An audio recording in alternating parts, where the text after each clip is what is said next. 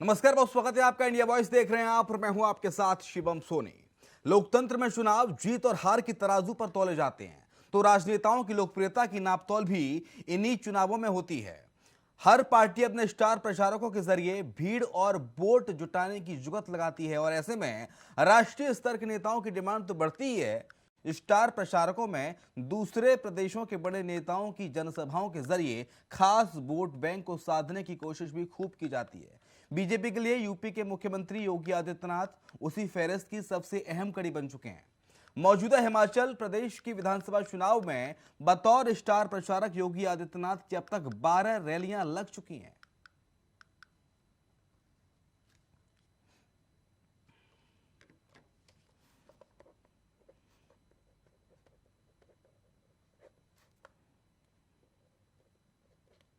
तो अब तक 12 रैलियां उत्तर प्रदेश के मुख्यमंत्री योगी आदित्यनाथ की और अच्छी खासी डिमांड है मुख्यमंत्री योगी आदित्यनाथ की। जिन जिन राज्यों में विधानसभा चुनाव हो रहे हैं वहां योगी आदित्यनाथ चुनाव प्रचार करने जा रहे हैं और हिमाचल में तकरीबन 12 रैलियां अब तक योगी आदित्यनाथ कर चुके हैं।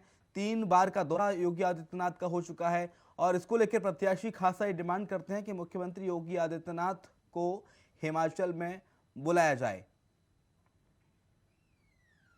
ये 4 तस्वीरें आपके सामने हिमाचल में योगी की हुंकार की। पहली तस्वीर हमीरपुर की, दूसरी मंडी, तीसरी कसौली और चौथी सलोन की, जहां पर मुख्यमंत्री योगी आदित्यनाथ गए, बीजेपी के पक्ष में चुनाव प्रचार किया, वोट बैंक को साधने की पूरी कोशिश की और जनता से अपील की गई कि अधिक से अधिक मतदाता भारतीय जनता पार्टी के पक्ष में मतदान करें।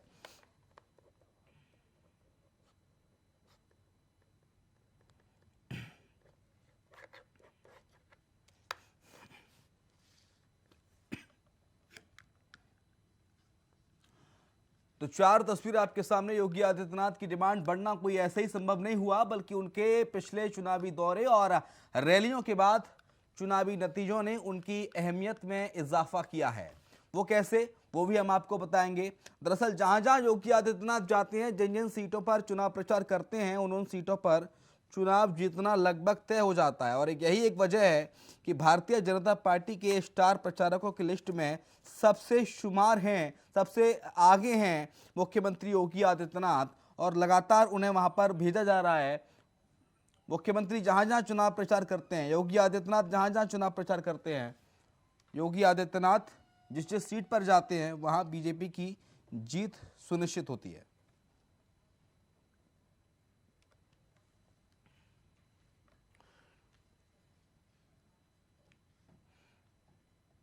चलिए चर्चा की शुरुआत करते हैं। दीपक सोनकर है, प्रवक्ता भारतीय जनता पार्टी से, बहुत स्वागत है आपका सर। कपिल श्रीवास्तव में, प्रवक्ता समाजवादी पार्टी से, बहुत स्वागत है सर आपका। दीपक जी, अच्छी खासी डिमांड है योगी आदित्यनाथ की, तभी उनको बार बार बुलाया जा रहा है, तो क्या माने, हिमाचल प्रदेश में अब जा रहे हैं चुनावी दौरा करने के लिए, बीजेपी के पक्ष में माहौल बनाने की पूरी कोशिश भाजपा कर रही है, तो जो परिपाटी 1977 से चली आई है हिमाचल प्रदेश में, बीजेपी फिर कांग्रेस फिर बीजेपी फिर कांग्रेस, जो जनता का मिजाज है, क्या योगी आदित्यनाथ के इस दौरे से उस परिपाटी को आप बदल पाएंगे?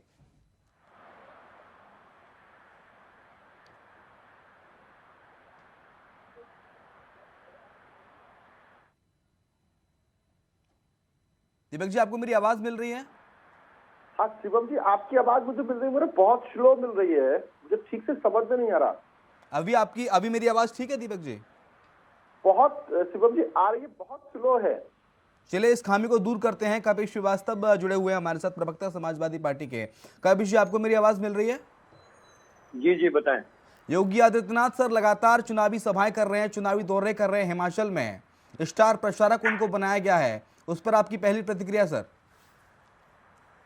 देखिए, बस मैं इतना ही कह सकता हूं कि स्टार प्रचारक हैं वो अपनी पार्टी के और उनके पार्टी के लोगों के बीच में वो लोकप्रिय होंगे, तो इसलिए बुलाया जा रहा है। जहां तक जनता का सवाल है, तो जनता तो इस बार हिमाचल में इनको लेके नहीं आ रही, क्योंकि इनके यहाँ जिस तरीके से वहां पर सरफड़ौल है वो सबके सामने है। इनके अपने पुराने 20 लोग जो है वो बागी रूप से चुनाव लड़ रहे हैं, जो कि वर्तमान के विधायक भी हैं और कुछ उसमें पूर्व के विधायक हैं। इनके संगठन के लोग हैं, वहां फूट पड़ी हुई है भारतीय जनता पार्टी में। सोचिए आप, नरेंद्र मोदी जैसे प्रधानमंत्री साहब को एक मैनेज करने के लिए कोठी पे एक जो इनके बागी उम्मीदवार लड़ रहे हैं उनसे वो फोन पे बात करते हैं, वो फोन वायरल हो जाता है।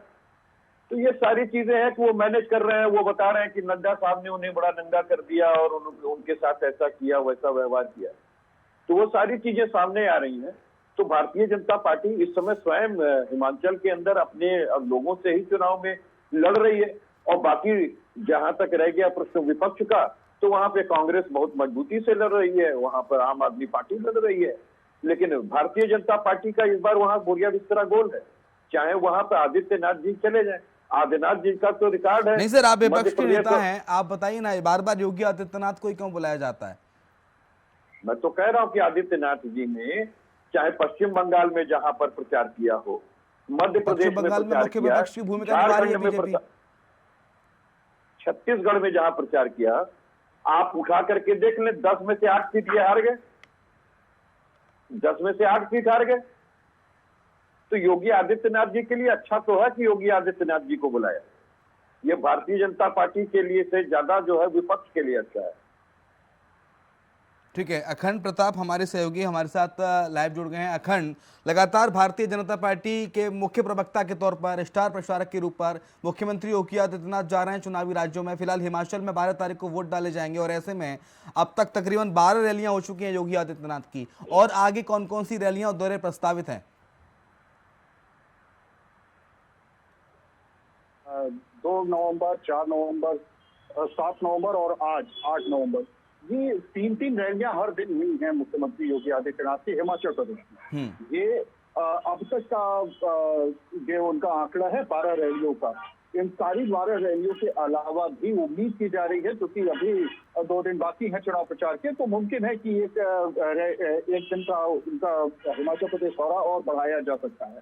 जिस तरीके से लगातार वहां के प्रत्याशी हों या फिर वहां के कार्यकर्ता बीजेपी के, वो लगातार इस बात की डिमांड कर रहे हैं कि मुख्यमंत्री योगी आदित्यनाथ की रैली लगाई जाए, जहां पर भीड़ ज्यादा हो रही है, लोग उन्हें सुनने के लिए आना चाहते हैं, उनकी बातों में भरोसा दिखता है। कुछ इस तरीके की डिमांड पार्टी के सामने रखी जा रही है और पार्टी आलाकमान इस बात के लिए इन डिमांड को ही देखते हुए ये फैसला ले रहा है कि उन्हें हिमाचल प्रदेश दौरे का एक और दिन उन्हें समर्पित किया जाए या उन्हें लगाया जाए, दायित्व दिया जाए। तो ये जो दायित्व देने की बात है पार्टी की तरफ से, ये मुख्यमंत्री योगी आदित्यनाथ तकरीबन 4 बार अब तक ले चुके हैं। 4 दिन में उनका दौरा लग चुका है और इन 4 दिनों के दौरे में वो 12 रैलियां कर चुके हैं। अभी संभावना बरकरार है कि एक दिन का दौरा उनका और लगाया जा सकता है। हालांकि शाम को वो मथुरा पहुंचेंगे और मथुरा में हेमा मालिनी जो कि स्थानीय सांसद हैं, उनके एक कार्यक्रम में उनको शिरकत करनी है, वहां पे वो मौजूद रहेंगे। और उसके बाद कल का क्या कार्यक्रम होगा, अभी उसकी रूपरेखा तैयार नहीं है, अभी उसको साझा नहीं किया गया है, लेकिन माना जा सकता है कि कल ही ठीक है, दीपक सोनकर जी से बात कर लेते हैं। दीपक जी, कपिल श्रीवास्तव आरोप लगा रहे हैं कि आप कितने भी प्रचार कर लीजिए हिमाचल प्रदेश में या गुजरात में, जनता ने नकारने का मन आपको बना लिया है। योगी आदित्यनाथ कितनी भी रैलियां कर लें, कोई प्रभाव जनता पर नहीं पड़ेगा। शिवम जी, ये तो हमारे आदरणीय बड़े भाई जाते हैं कपिल जी कि जनता ने किसको नकारा है, जनता ने किसको पीछे का रास्ता दिखाया है। और जिस तरीके से अभी हम जिस चर्चा के लिए जुड़े हैं आज, कि किस तरीके से उत्तर प्रदेश के मॉडल की, यूपी मॉडल की चर्चा आज पूरे देश में की जा रही है। आज यूपी विकास के मॉडल की चर्चा आज पूरे देश में की जा रही है। आज निश्चित रूप से देखिए ना, उत्तर प्रदेश के मुख्यमंत्री योगी आदित्यनाथ जी की जनता हिमाचल के अंदर कितने प्रकार से भीड़ भड़कन के साथ जुड़ करके आ रही है। मैं आपको बता दूं शिवम जी कि लगातार पूरे चुनाव के अंदर 10 से ज्यादा चुनावी रैली वो करने वाले हैं और 20 से ज्यादा सभाएं करेंगे और लगातार 3 सभाएं। और आज भी 3 विधानसभा में जाकर के उत्तर प्रदेश के मुख्यमंत्री हिमाचल की जनता को संबोधित करने वाले हैं। आज जिस तरीके से उत्तर प्रदेश का विकास का मॉडल खड़ा हुआ है, आज उत्तर प्रदेश की सड़कों का जो विकास का मॉडल खड़ा हुआ है, आज उत्तर प्रदेश के अंदर जिस तरीके से आधुनिक विकास खड़ा हुआ है, आज उत्तर प्रदेश के अंदर जिस तरीके से मेडिकल कॉलेज का विकास खड़ा हुआ है, आज उत्तर प्रदेश के अंदर जिस तरीके से प्रधानमंत्री आवास योजना में नंबर 1 बन करके आया है, तो ऐसे लगातार ऐसी चीजों को लेकर के चर्चा हो रही है। और सबसे महत्वपूर्ण बात जो हर राज्यों में चर्चा की जा रही है उत्तर प्रदेश मॉडल की, वो है कानून की व्यवस्था। जिस तरीके से जीरो टॉलरेंसी के अंदर कानून की व्यवस्था को बदलने का काम किया गया है, इस कोने से लेकर के उस कोने तक अपराधी या तो जेल में है या तो प्रदेश छोड़ करके, देश छोड़ करके बाहर है। तो ये जो उत्तर प्रदेश के मॉडल की चर्चा है, ये हिमाचल के अंदर हो रही है। ये उत्तर प्रदेश की मॉडल की चर्चा आज हर राज्यों में हो रही है। और निश्चित रूप से अगर हम हिमाचल चुनाव की बात करेंगे तो पिछली बार का डाटा भी हम सब लोगों के ध्यान में आना चाहिए कि किस तरीके से हम लोगों ने 68 सीटों में 44 सीटों को जीतने का काम किया था। और जिस तरीके से आज हिमाचल, और एक उदाहरण मैं आपको बता दूं शिवम जी। हेलो जी जी बताइए।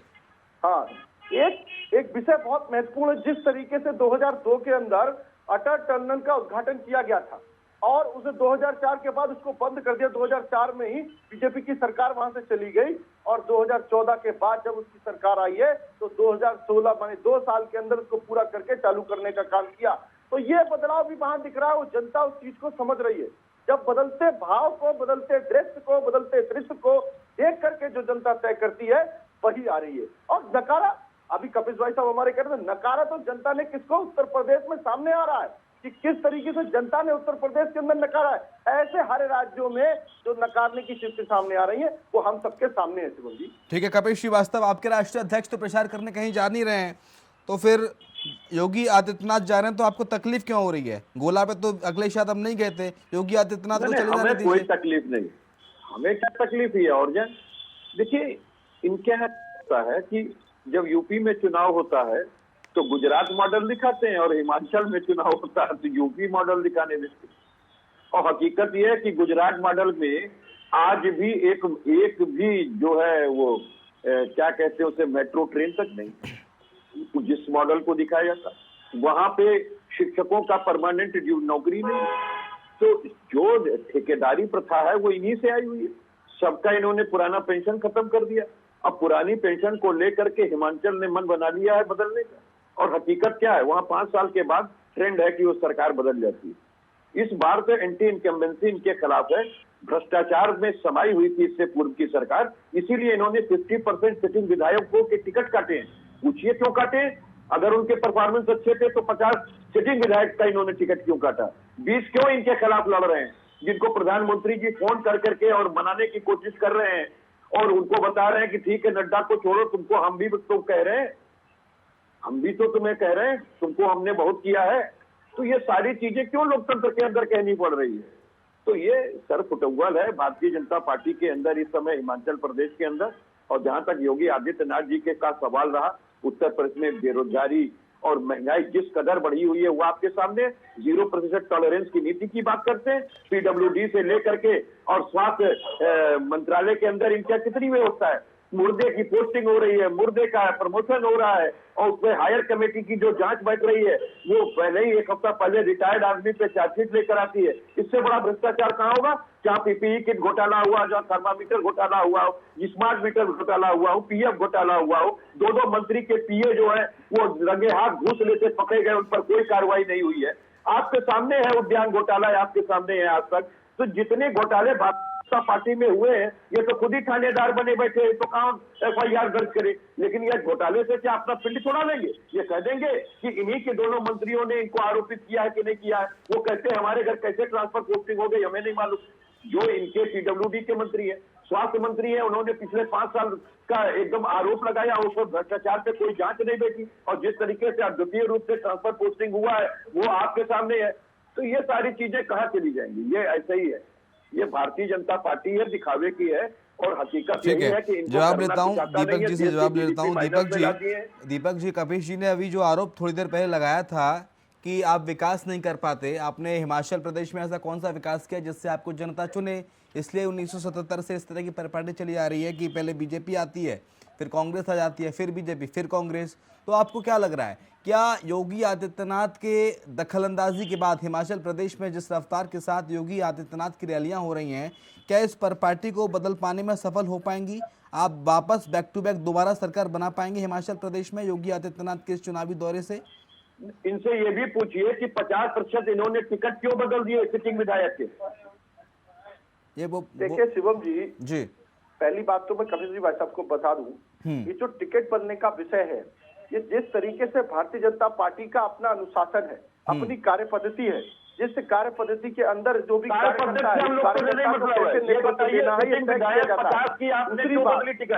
मैं आपके बीच में नहीं बोला था, सिर्फ ये बता दीजिए वो मैं आपके बीच में नहीं बोला था ना कपिल भाई साहब।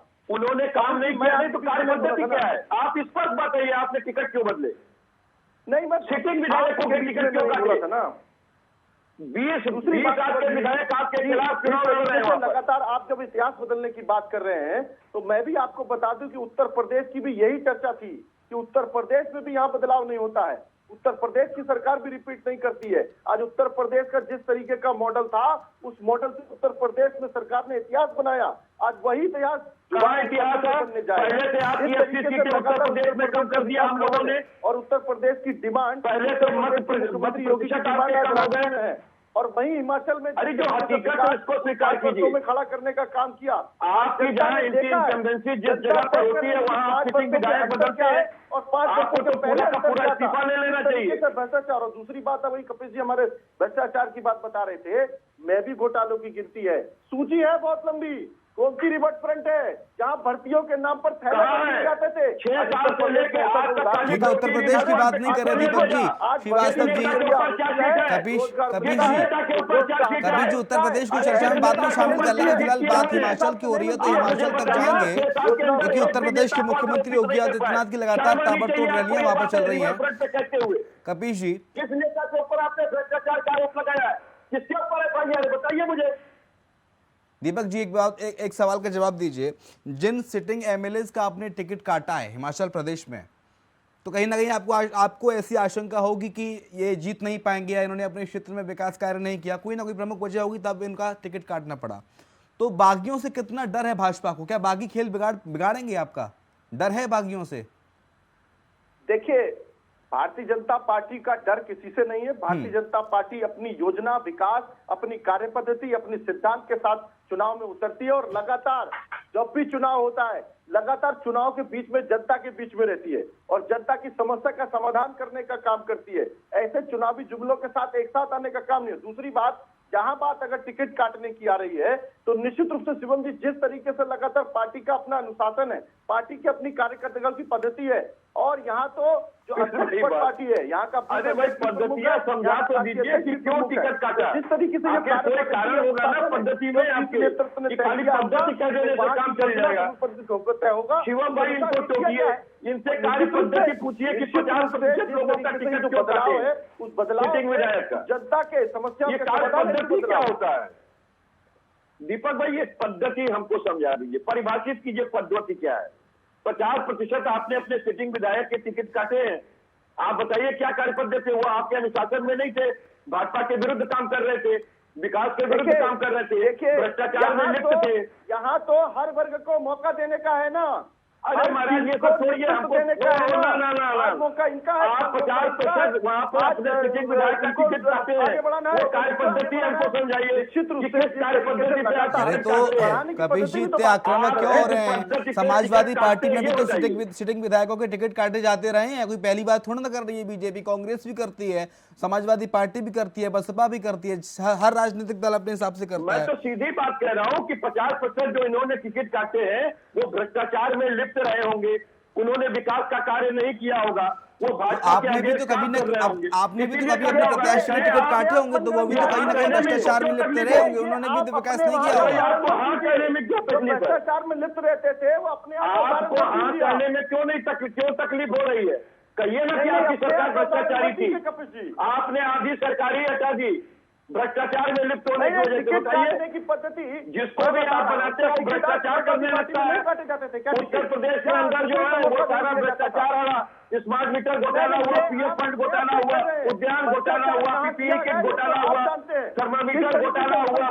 आपके अपने मंत्री लोग जो है उनके PA की मदद से जो है वो घूस ले रहे थे, लेकिन आपने कोई कार्रवाई नहीं की। हवेली महल आप मुझे बताइए, मुर्दों की आप पोस्टिंग कर रहे हैं, मुर्दों का आप जो है नियुक्ति कर रहे हैं, आप रिटायर्ड आदमी के ऊपर चार्जशीट लगा रहे हैं, इससे बड़ा भ्रष्टाचार कहां पर खड़ा होगा? जवाब दे दीजिए। आपके मंत्री आप पर आरोप लगा रहे हैं, उत्तर प्रदेश जिसका मॉडल आप बता रहे हैं, अरे आपके मंत्री डिप्टी मुख्यमंत्री आरोप लगाए, और आपके जतिन प्रसाद PWD मंत्री अपने डिपार्टमेंट पर आरोप लगाने का काम है, ऐसा नहीं। अरे महाराज बता तो दीजिए ना। और गुड्डू खटीक ने क्या कहा? आपके विधायक मंत्री है, वो मंत्री थे, क्या कहा उन्होंने? तो असलियत मानिए कि आप क्या सब भ्रष्टाचारी हैं? ज्यादातर लोग भ्रष्टाचार में लिप्त हो जाते हैं। बेचारे योगी जी क्या करें?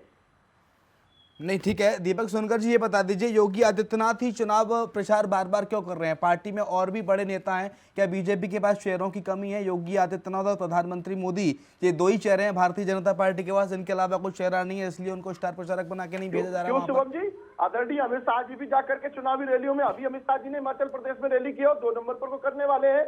ऐसे सारे जो भी स्टार प्रचारक हैं वो सारे अपने जाते हैं, और भारतीय जनता पार्टी के तो एक एक कार्यकर्ता प्रचार में जाता है। भारतीय जनता पार्टी का जो एक एक कार्यकर्ता है वो तो प्रचार में जाता है। ठीक है, कपिल श्रीवास्तव जी बताइए।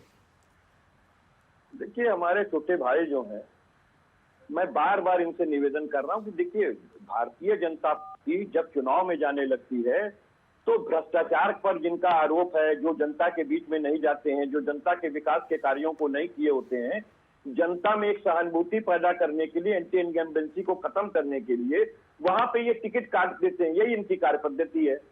जो कार्य पद्धति इन्होंने अपनाई हुई है, जनता अब उससे रूबरू और वाकिफ हो चुकी है, और इन्हीं के 20 लोग इनके विरुद्ध चुनाव वहां 5 साल ठोके हुए। रूबरू हो चुकी है। प्रधानमंत्री जी अपना काम देश छोड़ करके और डराने और धमकाने में लगे हैं, अपने रिश्ते को गिनाने में लगे हुए हैं कि अरे भाई पनगढ़िया, आप एक बात को मान लो, वो कह रहे हैं नड्डा साहब ने हमें नंगा कर दिया है। ठीक है, एक बड़ा मुद्दा जो है सोनकर जी, दीपक सोनकर जी, एक बड़ा मुद्दा जो हिमाचल प्रदेश में इस बार उठाया जा रहा है वो है बुजुर्गों की पेंशन का मुद्दा। आपने सरकार में आने से पहले, जब कांग्रेस की सरकार थी, 2017 में जब चुनाव हुआ हिमाचल में, तो आपने ये वादा किया था जनता से कि 60 साल के ऊपर के जो बुजुर्ग हैं उनको 2000 रुपए पेंशन दी जाएगी, लेकिन वो पेंशन नहीं दी गई। ये मुद्दा गूंज रहा है सर, जनता इस मुद्दे को उठा रही है, विपक्षी पार्टियां इस मुद्दे को उठा रही हैं, इससे आप कैसे पार पाएंगे? देखिए, भारतीय जनता पार्टी सरकार में जो भारतीय जनता पार्टी ने कहा वो अपने मापदंड के अंदर पूरा करके दिखाया। निश्चित रूप से जिस योजना की योजना बना करके जनता को किस तरीके से उस पर डायरेक्ट पहुंचाने का काम किया जाए, उस पर कार्य करके उसको जनता को देने का काम किया गया है। आज वही बदलाव उत्तर प्रदेश के अंदर दिखाई दे रहा है, आज वही बदलाव हिमाचल प्रदेश के अंदर दिखाई दे रहा है। आज जनता उसके साथ जाने वाली है। नहीं सर, जो वादे फिर आप विपक्षी पार्टियां आरोप लगाती हैं, तो फिर आप क्यों डिफेंड करते हैं? जब विपक्षी पार्टी कहती है कि वादा खिलाफी आप लगातार करते आए हैं, कर रहे हैं इस तरह की, तो फिर इस तरह की वादे जनता से लोक लुभावन वादे क्यों किए जाते हैं वोट के वक्त? और वोट मांगते हैं नेता। उठा करके देखिए सोनकर साहब का मुकाम पत्र उठा करके देखिए। सोनकर साहब सुन तो भाजपा ने लीजिए। जो कहा सरकार बनने के बाद, उस सरकार में जनता के लिए उतना करने का माने 90% प्रयास किया गया है कि 90% जनता तक डायरेक्ट जो भी योजना है उसको देने की वादा किया है। जो कहा है वह करके दिखाया है। ठीक है, ओपीएस का भी मुख्य मुद्दा है जो हिमाचल के विधानसभा चुनाव में गूंज रहा है। इस पर समय नहीं है तो मैं आपसे सवाल करता। अखंड लगातार योगी आदित्यनाथ ताबड़तोड़ रैलियां कर रहे हैं, चुनाव प्रचार कर रहे हैं। उत्तर प्रदेश से और कौन कौन से बीजेपी के नेता हैं जो हिमाचल दौरे उनके प्रस्तावित है? क्या डिप्टी सीएम को भी, 2 डिप्टी सीएम हैं, उनकी जिम्मेदारी दी गई है उनको हिमाचल में चुनाव प्रचार करने की, या सिर्फ अकेले मुख्यमंत्री योगी हैं जो जा रहे हैं? स्टार प्रचारक के तौर पर तो सीधे केवल और केवल सीएम योगी ही हिमाचल प्रदेश के दौरे पे इस बार दिखाई दिए। और ये पिछले 4 दिनों की बात अगर कही जाए, चाहे वो 2 तारीख हो, 4 तारीख हो, 7 और 8, आज जो अब तक की आखिरी रैली कही जा रही है, मुमकिन है कि एक दिन की रैली उनकी और भी हो जाए, जिसमें 3 जनसभाओं का अनुमान लगाया जा रहा है कि 3 जनसभाएं उनको और दी जा सकती हैं।